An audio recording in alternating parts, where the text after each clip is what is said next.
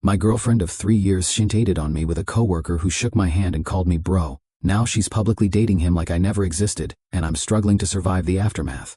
If you told me a few months ago that I'd be writing this, pouring out my soul to strangers on the internet, I probably would have laughed bitterly and said something sarcastic. But here I am.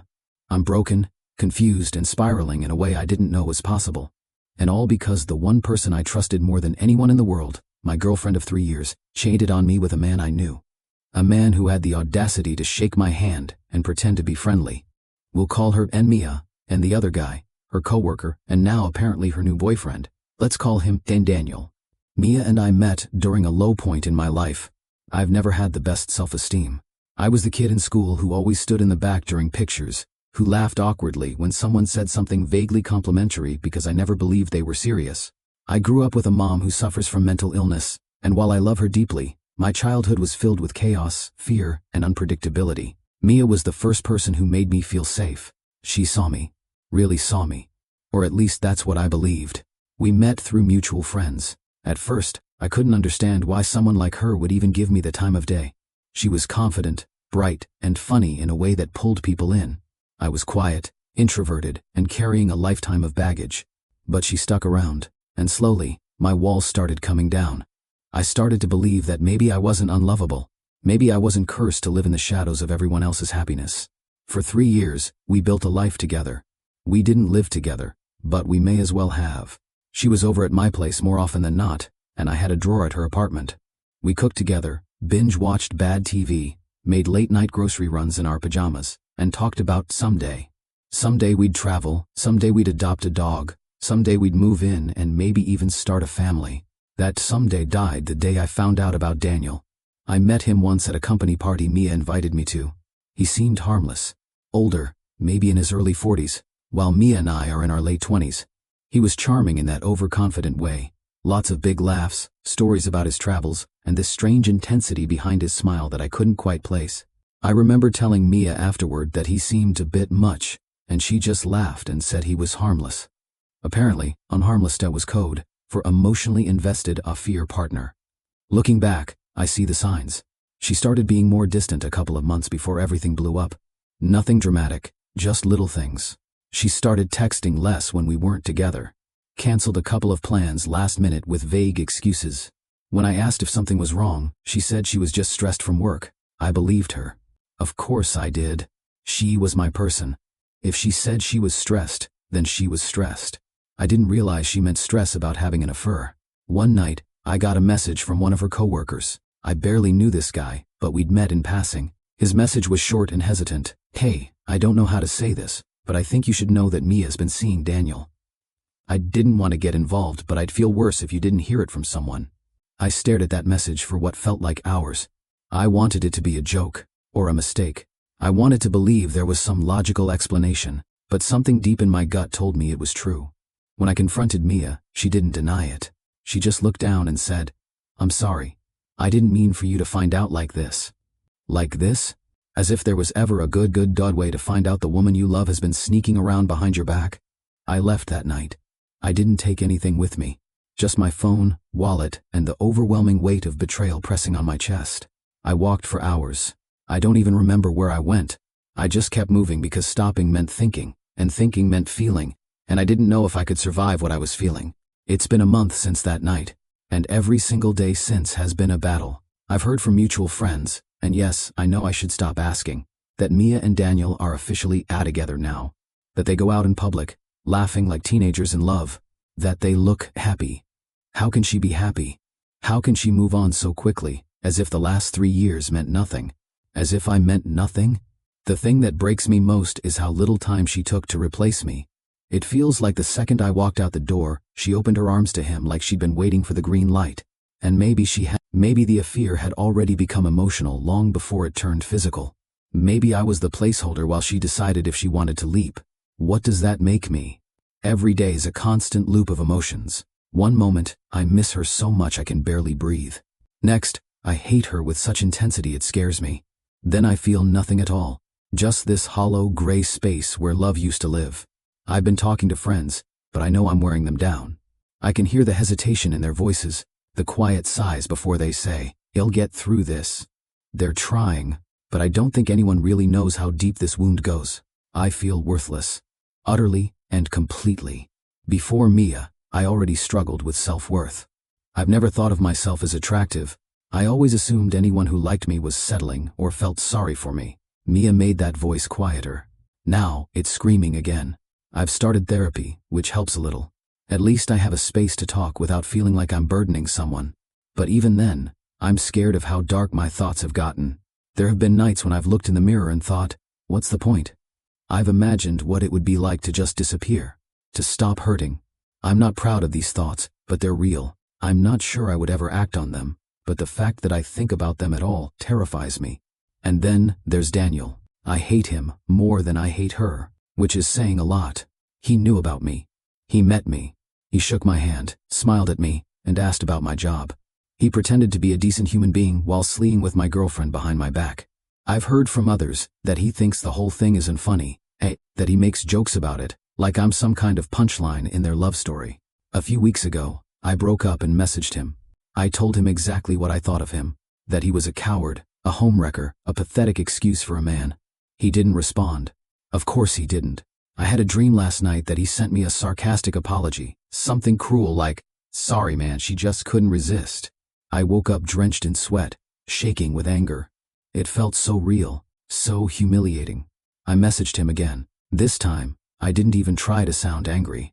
I just cried. 4 in the morning, alone in the dark, pouring my heart out into a message he probably laughed at or ignored.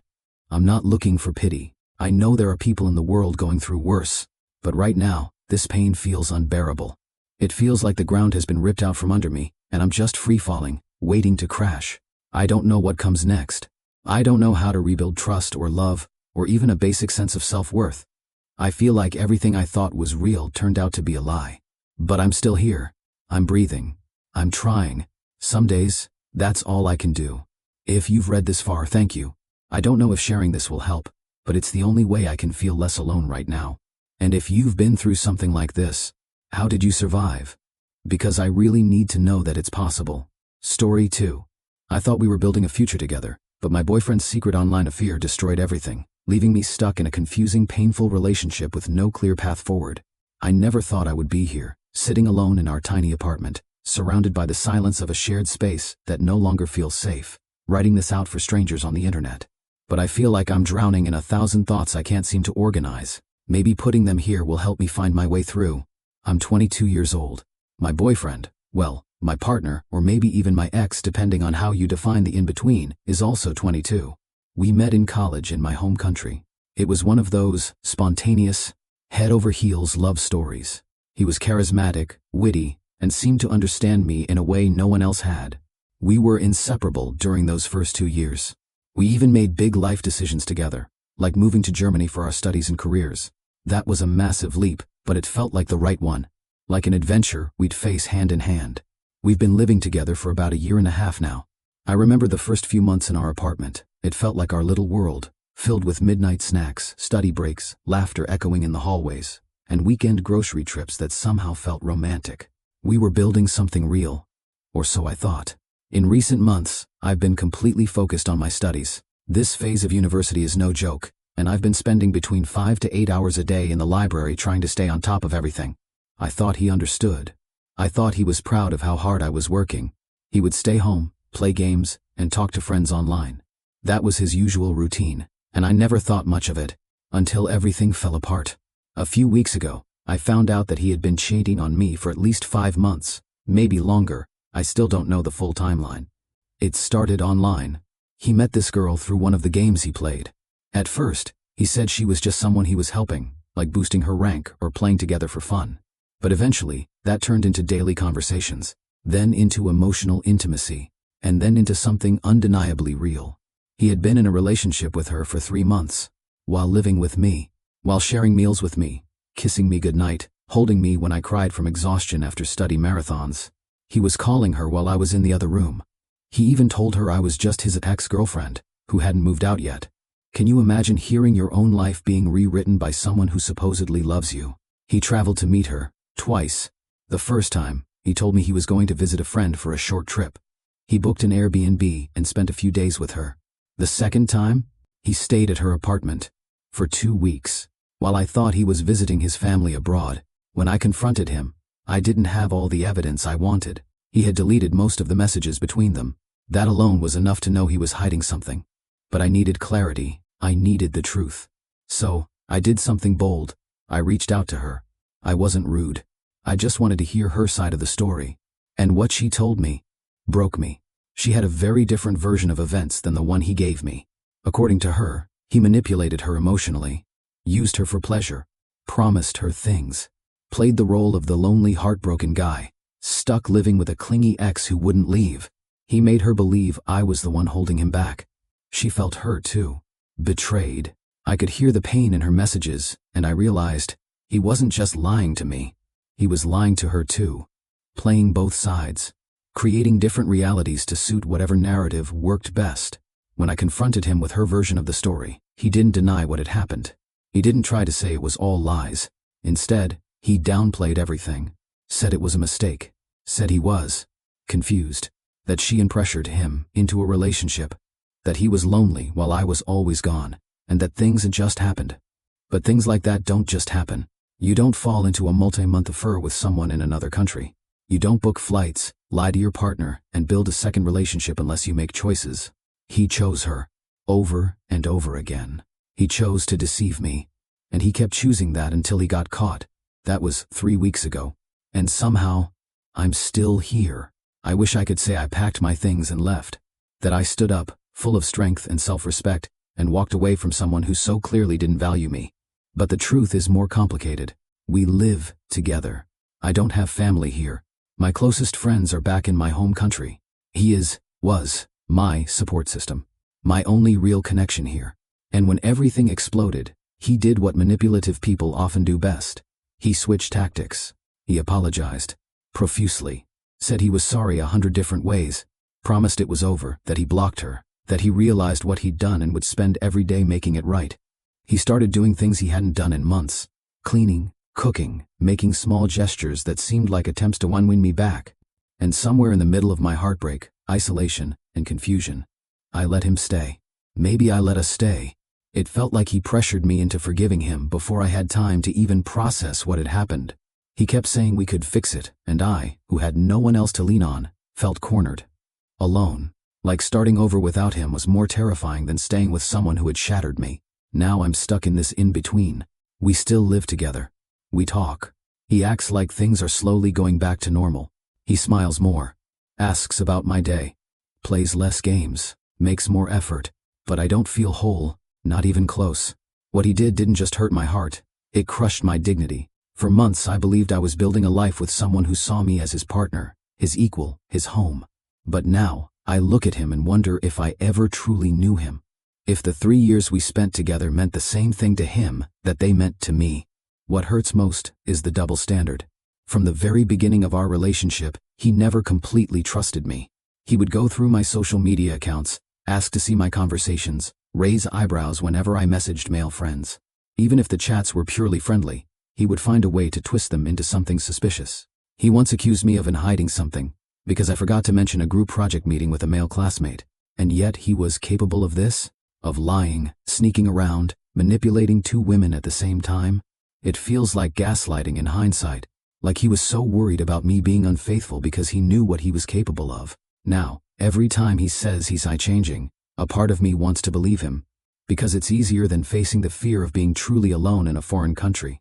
But another part of me, the part that still cries at night when I think about him lying in another woman's bed while I was studying my heart out for our future, that part screams at me to run.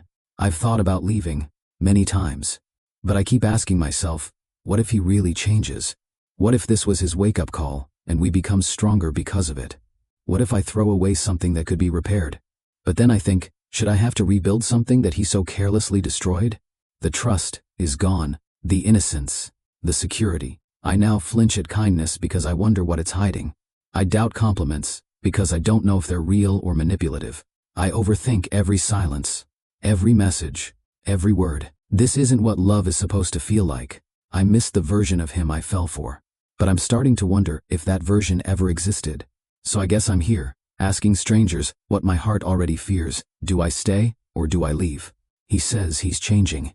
I've seen some evidence of that, but the pain hasn't left me, and part of me wonders if it ever will, while I'm still sharing a roof with the person who caused it. What would you do? Story 3. I witnessed my cousin's affair with his wife's sister, the family's dirty secret that shattered 2 marriages, and how they built a fake fairy tale while I carry the truth alone. This might be one of the wildest things I've ever witnessed firsthand, and I still don't know what to do with all the information I carry. It's been years, and the more I see how people praise the two of them, the more I feel like I'm stuck in some twisted alternate universe where wrong is right, and betrayal gets rewarded with sympathy. Let me start from the beginning. My cousin, let's call him Daniel 30, male, and his wife Layla 30, female, were childhood friends of mine. We basically grew up together. We were all raised in the same tight-knit community, where family name meant everything, and appearances mattered more than truth. Their relationship was the kind you rooted for, teenage sweethearts turned lifelong partners. Everyone saw them as the golden couple, both attractive, hardworking, and connected to a prestigious family legacy. They got married after college and moved into a home provided by our family, because yes, we're that kind of family. Traditional, structured, and ruled by a patriarch, my uncle, Daniel's father, who oversees everything with an iron grip masked in fatherly wisdom. For the first few years, Daniel and Layla seemed happy. They struggled with having children, which was a sore spot in the family, especially since our family line was known for large households and continuing the family legacy through sons. Layla got pregnant once, but sadly, she miscarried in her 2nd trimester. It broke her. I remember being there during that time. She stopped smiling the way she used to. Daniel tried to act supportive, but there was a coldness in his eyes that I couldn't quite place at the time. Later, I'd realize it wasn't grief, at least not for the lost child. It was impatience, frustration, maybe even guilt. Here's where things start spiraling into madness. Layla has an older sister, Miriam 32 female. She was married to Daniel's older brother, Samuel 33 male. Yup, you read that right. 2 sisters married 2 brothers. People thought it was poetic, like something out of a romance novel. And for a while, it did seem that way, until it didn't. I found out about the affair completely by accident. One evening about 6 years ago, I was helping Daniel with a surprise anniversary setup for Layla. He asked me to grab something from his car. His phone had Bluetooth connected, and I accidentally saw a message notification pop up. It was from Miriam. The message was suggestive enough to immediately raise every alarm in my body. It wasn't the kind of thing you'd ever expect from your sister-in-law. I froze, confused, and sick to my stomach. At first, I thought it had to be some joke or a mistake. But over the next few days, I started paying more attention. And what I discovered was horrifying. Late-night phone calls, coded conversations, excuses to leave the house. And then, the final nail, Miriam was pregnant. Not with her husband Samuel's child, but with Daniel's. You can imagine the nuclear meltdown this caused when it finally came to light. And yet, what's worse is how calculated everything became after that. Daniel told me he wanted to leave Layla and marry Miriam. He said he was finally with the woman he was meant to be with. I was stunned. How could he say that about the sister of the woman he had built a life with? And what about Samuel, his own brother? But the biggest obstacle wasn't just morality, it was a legacy. In our family, image is currency. Reputation is power. Scandal doesn't just bring embarrassment, it brings ruin. Daniel went to his father, my uncle, and told him everything. Asked for help. Not just to separate from Layla, but to manage the fallout. To help him spin the narrative so that he could marry Miriam without destroying the family name. My uncle, ever the strategist, agreed. But not for love, or for personal happiness. He agreed, because Daniel was the one they had all quietly pinned their hopes on. Daniel was the most promising of the next generation, and the one who had to provide the next male heir to carry on the family's business and traditions. And now, Miriam was pregnant with what they hoped would be a boy. What followed was nothing short of a play. My uncle orchestrated the entire thing like a director guiding a stage performance. He played the villain. He forced Daniel and Samuel to separate from their wives.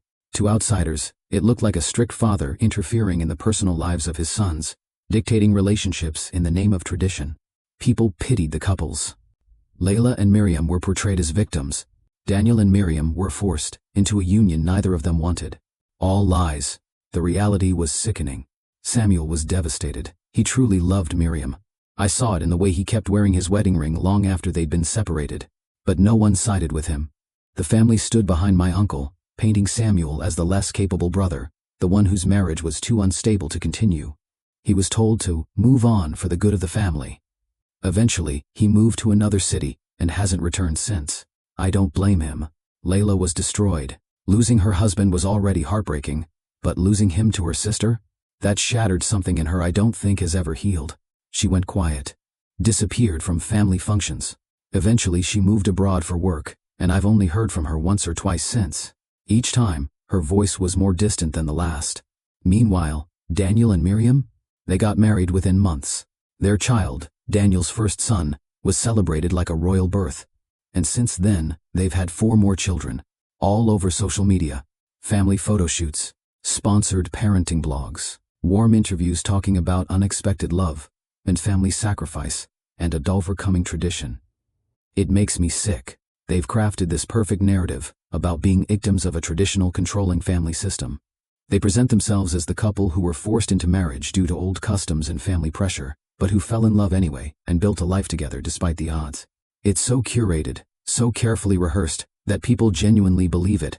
Daniel has even paid off media outlets to run features on them as modern survivors of arranged marriage. People comment about how brave they are, how strong, how inspirational. And here I am, someone who knows the truth, watching this circus unfold with no power to stop it.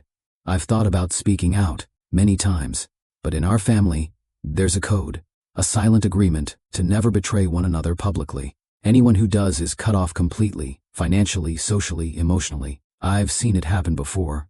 People become ghosts in our world. And as much as I hate it, I've stayed quiet. Maybe I'm a coward.